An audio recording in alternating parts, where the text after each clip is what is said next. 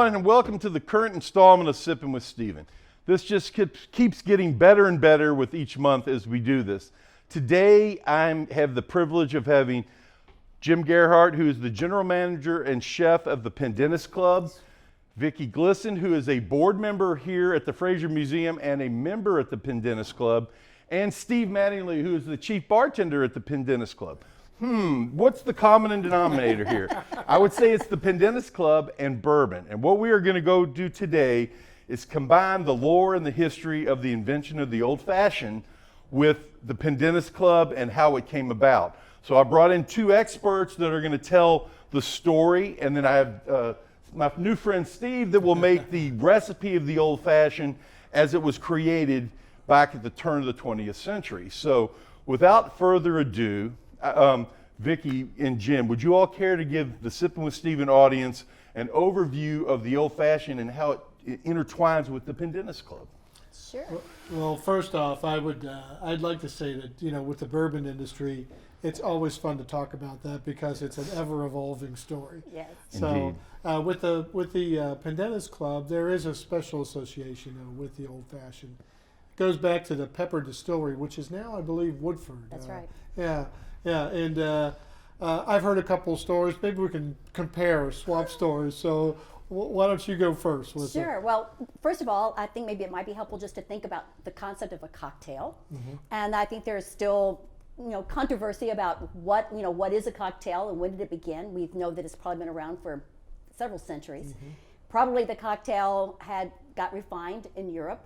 We know that at least by the early 1800s, though, it had been brought to America, and we know that there are lots of reminiscences, and I'm a farmer, and I grew up on a farm. There are lots of, particularly farmers had reminiscences of getting up early in the morning, having to go out into the cold or take care of their cattle or whatever, and they would have a cocktail made up of sugar and water and bitters and their spirit of choice. And a lot of times it might be brandy, might be rum. But it was their pick-me-up. It would help them wake up in the morning and be able to get out there and and get to work for the day and kind of get them going. A little Kentucky sunshine before the sunshine. Is it safe to say it was Red Bull before Red Bull? That's exactly right. Or I thought maybe we could call it, it's a cocktail mimosa. I like that. Very good. It's a form of a mimosa. It got them going. Got them going. And so anyway, what we do know though is that here in Kentucky, that what you had folks doing is that for a long time that same concept kind of, and you know this far, because you're the chef, you know this far better than I, but this concept of a sugar and water and a bitter and a spirit, that stayed around for a long time, and people would take that as, it would chase a medicine, it would be something they would use as a pick-me-up. And it also kind of helped with softening the bourbon, because I think back in the early days, they'd take bourbon straight out of the barrel, and that would be the product that they served, because it was taboo, if you will, to water it down. Right. Versus today, as we do that with distilled water to kind of work on the proof. They didn't do that back then, so it was pretty hot. No, that's a good point, because I think what you find is that the bourbon didn't have a lot of quality control back then. Right, so you might have a good batch, you may have a not so good batch. Sure. So if you add a little sugar to it, you can make it much more palatable. So I think that's what kind of got this whole thing going, of adding some sugar. And I think one of the things too is, and we were chatting about this before, is that as ladies began to want to have maybe a cocktail, you might want to add a little water to it, because when you add a little sugar and water, it again sort of softened that taste and made it more palatable. Right. And so, and when you talk about the history of the old fashioned, I think it maybe in the early to middle 1800s, they were making this concoction of bitters, as we said, bitters, sugar, water, and your spirit. And then they started adding all these flourishes to it. Mm-hmm. Apparently they would add syrups to it, and almond syrup, and all this different kinds of stuff, and different garnishes.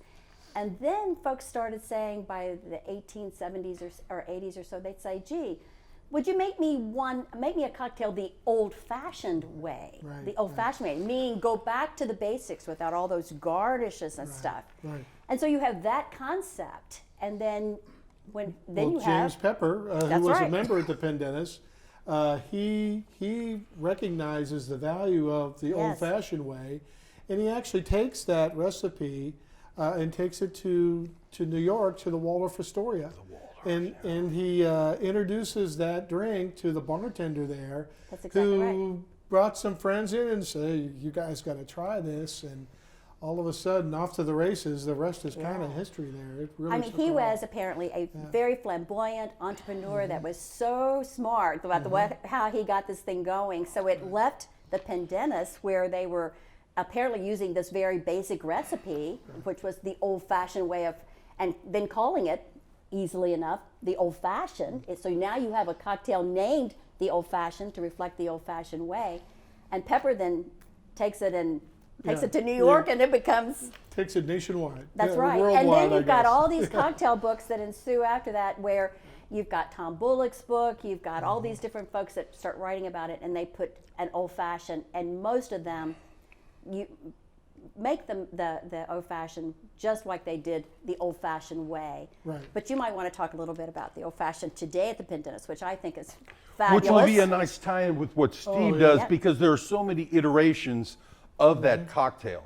And there's Now, us no purists don't like that. right. I'm not saying there's one way and that's the best. I'm a traditionalist myself. Me too. So I get that, but as someone once told me, there's no wrong way to drink bourbon, especially if someone else is paying. And it's always the right time to have an old fashioned. It's always the right And time to don't have you an think it's old-fashioned. so exciting that one of the most classic, oldest cocktails known, it really had got its name and its beginnings here in Louisville, Kentucky Yeah. at the Pendennis Club. I think it's fabulous. Well, and I'm going to do my shameless plug for the Frazier History Museum. As we are the official starting point of the Kentucky Bourbon Trail, I think there's a lot of symmetry involved there when you have one of the classic cocktails, bourbon cocktails, that's tied into Louisville, into a classic organization and club like the Pendennis Club. I find it fascinating when history kind of interweaves itself and things come around the way they were to, the more they are changed, the more they come back to the same. And I find that very interesting, because when people do the Bourbon Trail, folks, it's not just about going to the distilleries and seeing how the product is made. That's a hugely important part. But it's cocktails, it's personalities, it's the story. It's our only Native American spirit is bourbon, and that's the story that comes with that. And the cocktails make it so unique, and it's why we have people from every state in the union coming here to find out about it, and they're just itching to see how Steve makes his. All right, to make an old fashioned, you're going to want to use a fresh cut orange, maraschino cherry, remove the stem, and then 2 dashes of Angostura bitters. You can use Peychaud's, but I prefer Angostura. 2 dashes of that, and a small dash of simple syrup. Once you've got all the ingredients in the glass, you take your muddler and you crush that. You want to get that fruit shredded, because release all the juice, all the flavor, get everything really good and strong there. Throw some ice on top. It's time for the good stuff. You add your bourbon. We use Old Forester 86 at the Pendennis Club. 2.5 ounces. A tiny splash of water. And then you want to take a fresh lemon. You just want a little bit of the zest from the peel. Make your peel over the glass so that some of the zest that comes out when you actually cut the peel gets into the drink. Then just give it a quick rub around the rim. A little twist over the top, and then discard it. Take the whole thing, give it a stir, but not too much of a stir, because it's supposed to become sweeter as it goes, as you drink it down the glass. Okay, everyone, as my new friend Steve Mattingly is continuing to make old fashions, my new friend Jim Gerhardt is going to ask, we're going to continue along with Vickie Glisson on the history of the old fashioned as it pertains to both Louisville and the Pendennis Club. And Jim, one of the things I think we need to let our viewers know is the time frame that comes into play with the cocktail, how it pertains to how it started at the Pendennis Club, and how long the old fashioned has been around.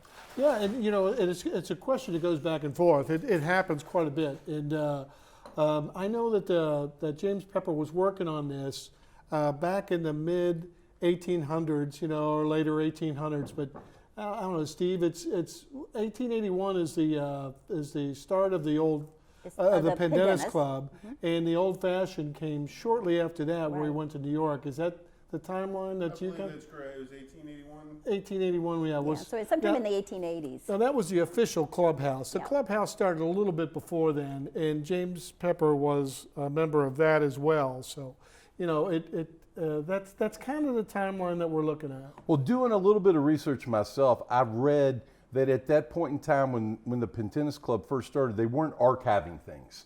So there's a lot of abouts or just about, and that kind of fits right in with bourbon.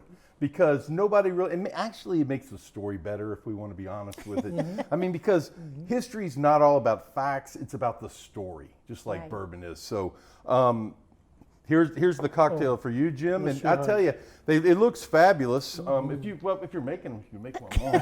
There you go. I don't want to. I'm a good host, but I'm not a great host.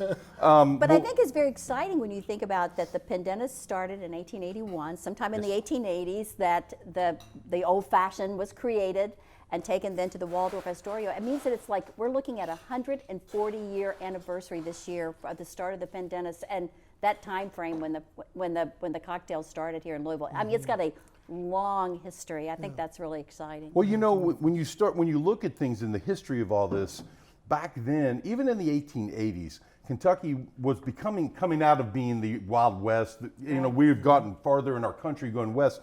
But prior to that time, that was where a lot of the folks came from the eastern part of the United States to avoid paying taxes on whiskey stuff. And part of what brought them here, because this was the frontier. The Whiskey Rebellion. The Whiskey Rebellion. This was the Wild West, and the government couldn't track them down and tax them as easy here as they could in New York or Philadelphia or Boston. Thank you, Steve. It's hard to believe. The original Pendennis Club was where the Seelbach is today. Now we're 2 blocks away, so they kept going further in. Sure. But it's funny, you know, back in the late 1800s, people kind of scoffed at that because they said, "How can you guys move that far into the boonies?"